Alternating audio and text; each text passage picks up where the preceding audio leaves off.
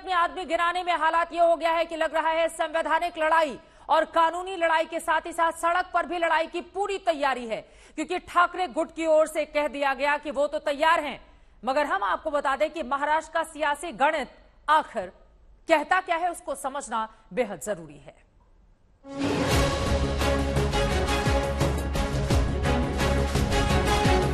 झाले आशीर्वादावर तसं काय करूया बाबा।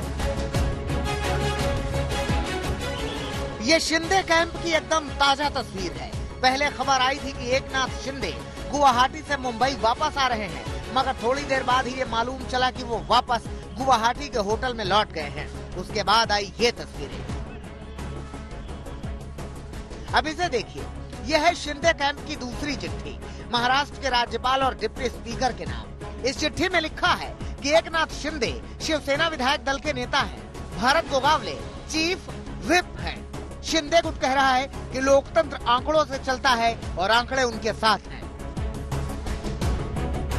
While forming the government, जो इशारा पवार साहब ने दिया था उस वक्त मेजोरिटी पवार साहब के साथ थी। अब मेजोरिटी शिवसेना के पास नहीं है, वो रिबेल ग्रुप के साथ है। अगर वो होती तो वो वापस नहीं आते। There is a constitution which says 2/3, and if it is more than 2/3, then you will have to accept the version. Whatever decision you want to take with the MLAs who are supporting you, you can take any decision. Shinde camp लोकतंत्र की बात कर रहा है, मगर मनाने बहलाने फुसलाने से भी जब शिंदे कैंप नहीं माना तो शिवसेना इशारे में धमकी वाले अंदाज में उतर आई। देखिए, संख्या बल ज्यादा हो सकता है कागज पे।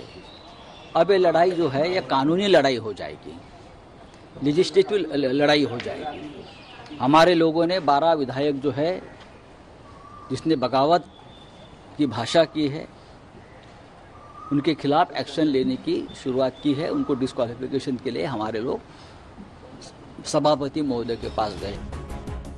उद्धव ठाकरे की मर्जी के मुताबिक आंकड़े कितने बदलेंगे ये तो वही जाने, लेकिन फिलहाल आंकड़े साफ तौर पर शिंदे के साथ हैं। कल तक शिंदे कैंप में कुल 42 विधायक थे, इसमें शिवसेना के 35 और निर्दलीय 7 थे। रात को 2 शिवसेना विधायक और 2 निर्दलीय विधायक भी गुवाहाटी पहुंच गए।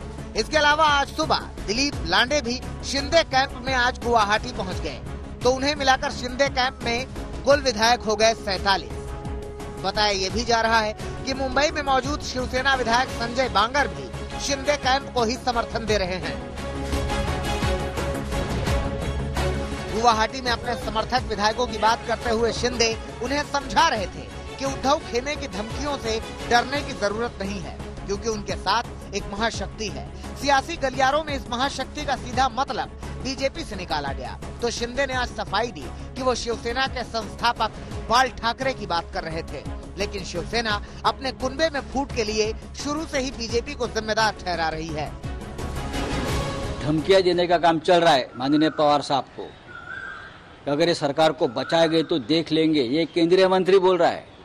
प्रधानमंत्री मोदी जी सुन लीजिए, अमित शाह जी सुन लीजिए, आपका एक मंत्री महाराष्ट्र में शरद पवार साहब को धमकी दे रहा है।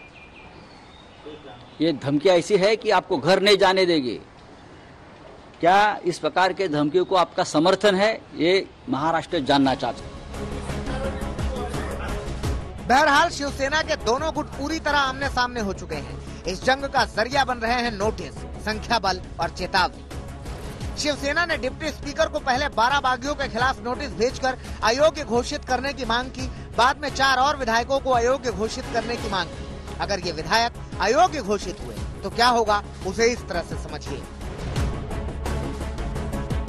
पहली स्थिति, महाराष्ट्र विधानसभा में अभी 287 विधायक हैं। बहुमत के लिए चाहिए 144 विधायक। अगर शिवसेना की मांग पर 16 विधायक अयोग्य घोषित हुए तो बहुमत के लिए नया आंकड़ा होगा 287, यानी इसमें से 16 घटे तो कुल संख्या होगी 271। अब बहुमत के लिए चाहिए होगा आंकड़ा 136। बीजेपी के पास अभी 106 विधायक हैं। शिंदे कैंप में अभी 38 शिवसेना के विधायक और 9 निर्दलीय होने का दावा है। इनमें से 16 विधायक अयोग्य हुए तो बचेंगे सिर्फ 31 विधायक, यानी शिंदे कैंप के साथ मिलकर भी बीजेपी सरकार बना सकती है, बशर्ते उसे निर्दलियों का समर्थन मिले। लेकिन शिंदे कैंप के लिए भी आसान नहीं होगा, क्योंकि जैसे ही 16 विधायक अयोग्य घोषित होंगे वैसे ही पार्टी के अंदर 2/3 का आंकड़ा बदल जाएगा। इसे भी समझिए। शिवसेना के कुल विधायक 55 है। अगर 16 अयोग्य हुए तो ये आंकड़ा होगा 39, यानी 2/3 के लिए आंकड़ा होगा 36। शिंदे गुट के पास 38 विधायक हैं। 16 अयोग्य हुए तो आंकड़ा होगा 22, यानी 4 विधायकों के समर्थन की जरूरत होगी। तभी 2/3 संख्या के साथ अलग गुट के तौर पर शिंदे गुट को मान्यता मिल पाएगी। हालांकि शिंदे कैंप कह रहा है कि अल्पमत वालों को नोटिस भेजने का अधिकार ही नहीं है। शिंदे साफ कह चुके हैं कि वो काफी आगे निकल चुके हैं और वापसी मुमकिन नहीं है।